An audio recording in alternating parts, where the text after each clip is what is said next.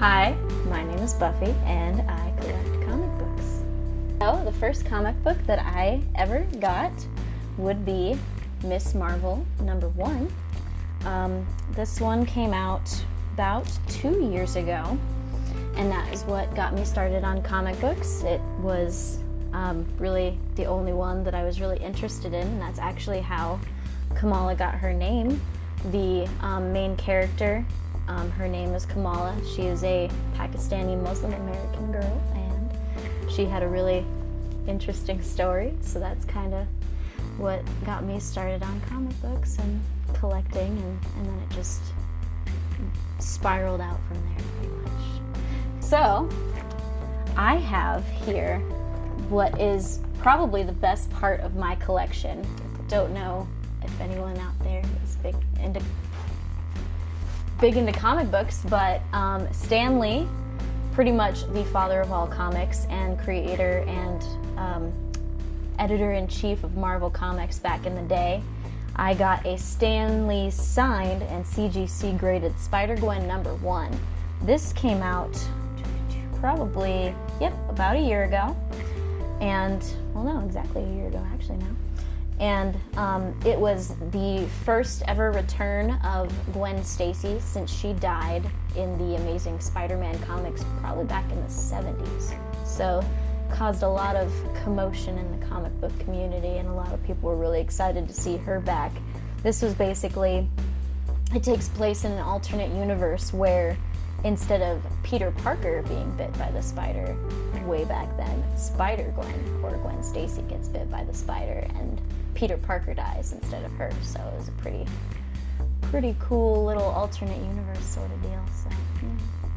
There's a lot of people out there who probably have way more comic books than me, but considering that I haven't been collecting that long, it's pretty ridiculous just how many comic books I have. I've got one long box full, and then I think maybe 1 to 2 short boxes of comic books. So I mean, I can't even like, I don't even have a record. So I mean, it's just a lot of books, honestly.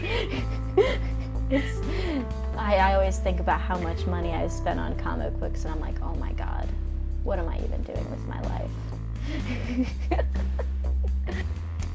Probably one of the more bizarre comics that I've gotten into.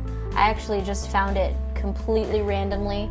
I was browsing through Hastings looking to see what their new releases were, and I saw this there, and the name obviously caught my attention. Very, very striking. Last year, I went to Denver Comic-Con, and I met some pretty cool people there, got to see a lot of the cosplays and stuff.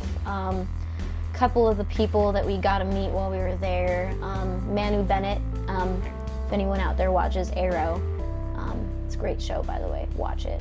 It's alright for DC, but he was there, and we got to meet him.